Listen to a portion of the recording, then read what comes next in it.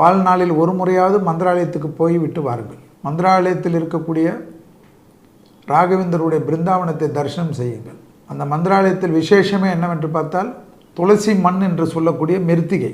அந்த ராகவேந்தருடைய பிருந்தாவனத்தில் இருக்கக்கூடிய துளசியிலிருந்து எடுக்கக்கூடிய அந்த துளசி மண், அது அதில் எல்லா இடத்திலும் கிடைக்கும். அங்கே கேட்டு அதை வாங்கி கொண்டு வந்து வீட்டில் பூஜை அறையில் பித்தளை கிண்ணத்திலோ செம்பு கிண்ணத்திலோ வெள்ளி கிண்ணத்திலோ தங்க கிண்ணத்திலோ அவங்கவுங்க வசதிக்கு போட்டு ராகவேந்தராக நினைத்து பூஜித்து வாருங்கள். விளக்கேற்றி விட்டு வந்தாவே போதும்.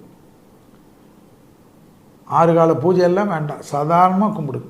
இந்த ராகவேந்தர் கோயிலில் நடைபெறக்கூடிய அன்னதானத்தில் கண்டிப்பாக பங்கு பெற்று ஒரு வேளையாவது சாப்பிட்டுட்டு வாங்க. பரிமள பிரசாதம் என்று சொல்வார்கள், நம்ம திருப்பதியில் லட்டு மாதிரி.